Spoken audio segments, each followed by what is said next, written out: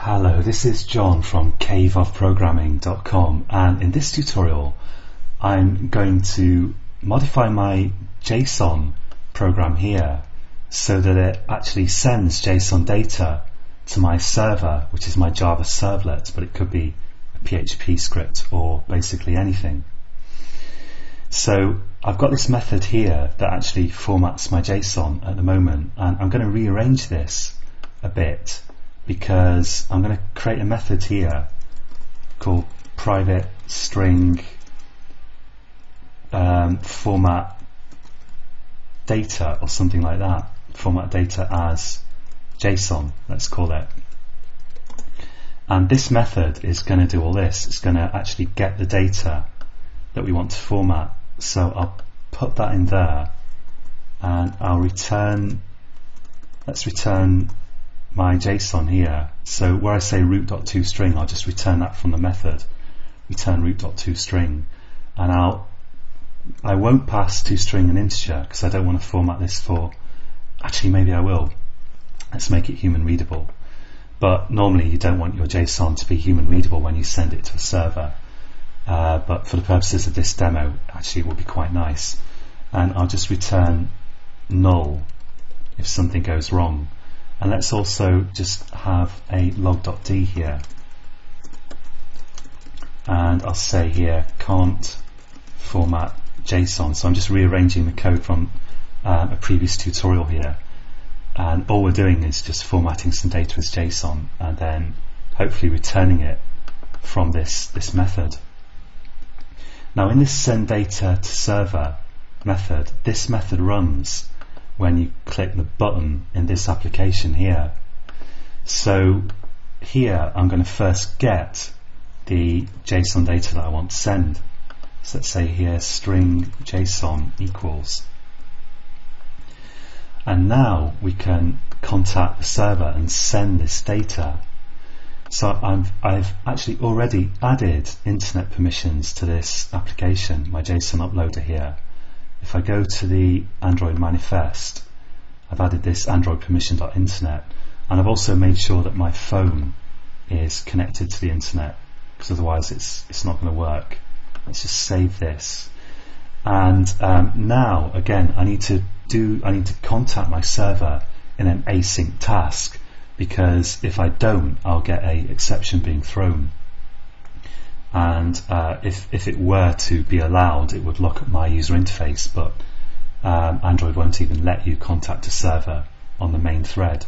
So let's say here new async task, and for the parameters I'll supply void for the first two and string for the last one, because I want to get a string which is going to be the response from the server.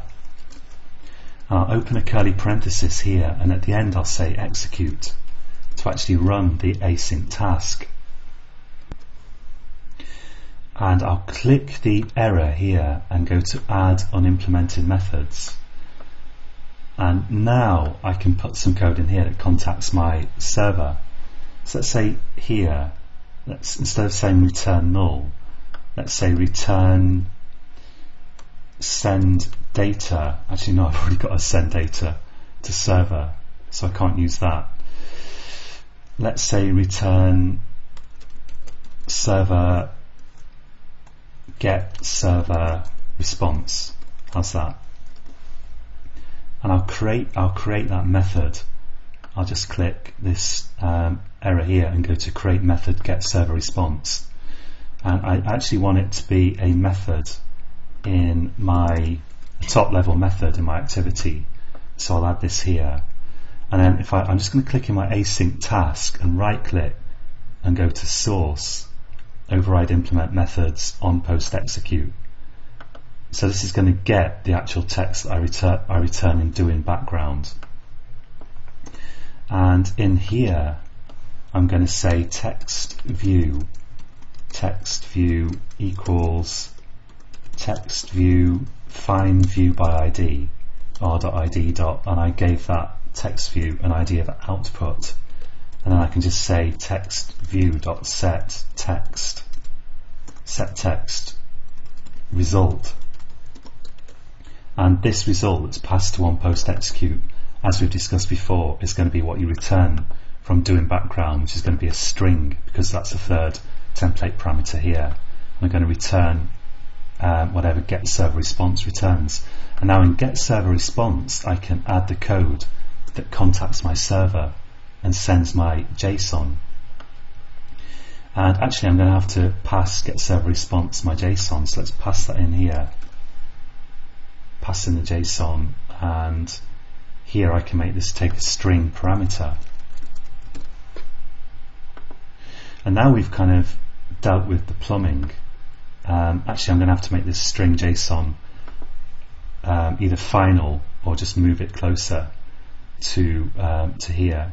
Let's maybe make it final like that, so that I can access it within this anonymous method. And now finally I can write, I've dealt with the plumbing and the rearranging, and now I can actually write the server code that will contact the server. So let's go ahead and do that. I'll return null for a moment just to shut it up and stop it complaining, because it's good to work with a program that's actually compiling. And now to send data to the server, I'm going to use a HTTP post object. So I'll say HTTP post equals new HTTP post, and I can pass a URL to that. And if I just go to my browser, this one I think, and let's just get the URL here of my servlet program that I wrote, just copy that, go back to Eclipse, and I'll just paste this URL in there. So the HTTP post class kind of encapsulates the idea of making a post request.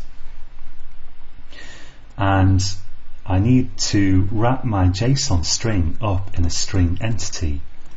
So I'm going to say string entity equals new string entity, and then I pass the string that I want to send to the constructor of string entity, and that throws a exception. So let's just surround with try catch, and it's always quite tricky to remember everything when you're dealing with kind of code that involves more than one application. So I'm going to actually handle these exceptions, and there are my initials, and I'm just going to say e.toString in there. And so I've got my entity, and now I can say post.setEntity and pass in that entity. And I also want to say post.setHeader, and I want to set my the header is information that you send to your server. So all kind of GET and POST requests have headers, and in the header I want to say content hyphen type, capital C on content there and lowercase t on type, and all in lowercase, application / JSON, and that tells the header, that tells the server what kind of data I'm actually sending. And now I'm going to use a default HTTP client, and let's call this client equals new default HTTP client, and this is the thing that's actually going to send the post request. So that, like the HTTP post here, that just encapsulates the idea of the actual request, but it's the HTTP client that's actually going to send it. And I'm going to use client.execute, and I'm going to pass in my post execute here, and I also need to have some kind of handler. So let's use a basic response handler, and this is what enables me to get my response from the server. Let's call that handler, and I'll set it equal to a new basic response handler, and I'll pass that as the second argument of my execute.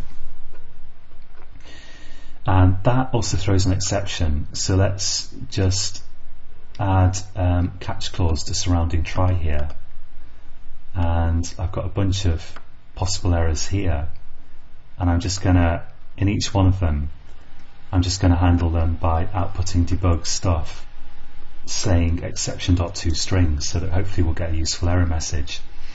And this returns a response, which in this case is going to be a string, and that's going to be the data that my servlet sends back, the stuff that I wrote in my servlet with out.println, or if you had a PHP script, of course, you could you'd send your data back by some other method, but it's just stuff that the servlet or the server in general just prints out.